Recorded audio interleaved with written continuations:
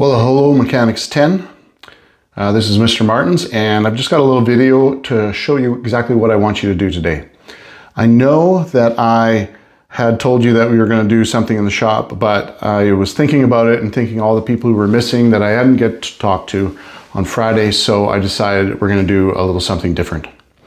So what I want you to do is I want you to go to Mechanics 10 in your Google Classroom.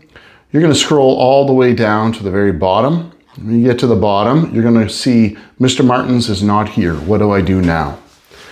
Well, we're going to do a deep dive research project. So if you open that up and you select that document, I'm going to walk you through this. This will be on Google Classroom. You're going to have a Chromebook to work on during these next 2 days. And so then you'll be able to have a look at this and do what you need to do. So the first thing you want to do is you want to select the type of project you want to research from the list below. We've got 3 types. We've got a vehicle-specific deep dive project, a mechanical system deep dive project, and a recent innovation. What do those mean? Well, basically, a specific vehicle deep dive is finding a car, truck, anything that has wheels and an engine, or some type of motor to push you down the road. That's what I'm looking for. It could be a tractor too, really doesn't matter to me. And you're going to look up some details on that. That's a specific vehicle deep dive. Make it something you're interested in. The second option is a mechanical system deep dive. That mechanical system deep dive can be part of a car system, an engine system, a type of suspension. Maybe you want to do like a turbocharging or supercharging. Those are all types of forced induction. So maybe you want to look at forced induction and you want to deep dive into that. Go for it. And you can even do it specific to a vehicle. And then we've got a recent innovation deep dive. I've had a lot of people do some different things with this one. One person decided they wanted to research rockets. So I said, yeah, for sure, go for it.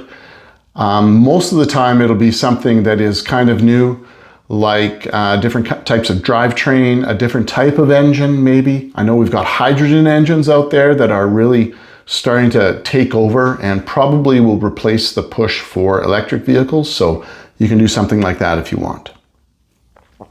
After you've selected the topic, so you've selected your vehicle or the system or the recent innovation, then you're going to review the project requirements that are down here. Now let's go through those real quick. Each project is worth 5 marks or 5 hours. It works the same in our system that we have. That'll be added to your accumulated marks at the end of the semester. So if you want to do this project and you're going to complete this, we've got 2 hours or 2 days today to work on this. This is a great booster for increasing your mark if you're a little behind, because you can work on it in these 2 days and then you can work on it at home till you're done. Just like everything in mechanics, the 5 marks will be granted when the student has completed the assignment to the standard set below. In other words, if you don't complete it to fulfill these requirements, you'll get 0 out of 5. You need to fulfill all of them. So very likely on the last week of classes, I'm going to say to you, you need to hand this in to me so I can give you approval so that you know you're going to get the marks. Don't just hand it in the day of the final exam and totally expect that you're going to get everything if you haven't fulfilled all of these things. So what are these things? You need to have a minimum of 15 presentation slides. You need to have sufficient text to describe the research information. In other words, does the text, the information provided, prove that you know what you're talking about? I want to know that you know. Could more information be helpful to fully understand that research? You can put that in. I want some pictures in there. Pictures are important. They're related to the research information. So do the pictures represent the idea that the text is trying to say? Every slide should have a little bit of picture and a little bit of text. Keep my interest going. At the very end, you'll have a references page. I want to be able to find out where you found the information. So as you're doing your research, oh, I found this little thing right here. Click on it, save that link, put it into your PowerPoint already or your presentation already, stick it in there right at the beginning. Even if you don't use it later, you can always delete it. We don't have to go running around looking for where you found that. For every slide, I want some kind of a reference. So that'd be a great idea and important for you to put in there. If you hand in the project and you don't have that, you'll get 0 out of 5. So it's really important that you follow those instructions. Good. Now, number 4, read guiding questions found on the next page to help guide your research. I'm going to give you a hand here. If you're doing a vehicle deep dive research project, here's some questions that you can answer. What are the specific details that describe the equipment found on your vehicle? Give me some details. What features make it unique? You can use information from ProDemand on here. You'll have to tell me where you got it. Information regarding the oil type and the fuel type and all of that stuff. Things that you can research from ProDemand is definitely part of the plan here. Mechanical system deep dive research project. This is going to be, where is the system used on the vehicle? What's the purpose of it? What are the major parts of it? Describe the operation of it.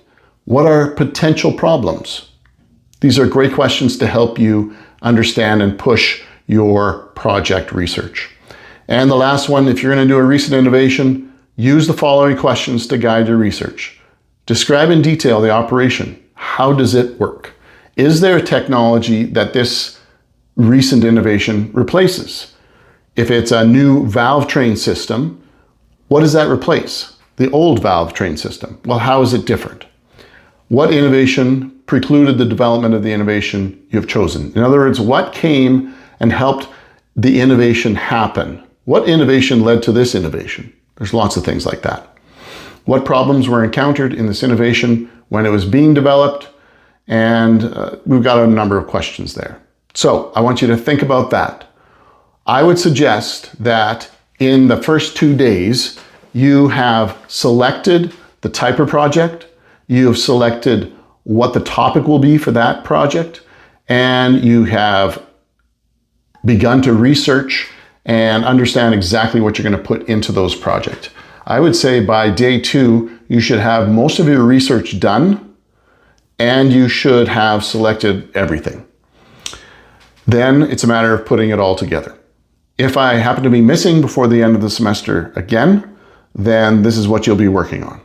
So I want to make sure that everybody is focused. I will be visiting with each and every one of you on Wednesday to see if you did anything, to see if there is anything that I can help with to aid you in the research project.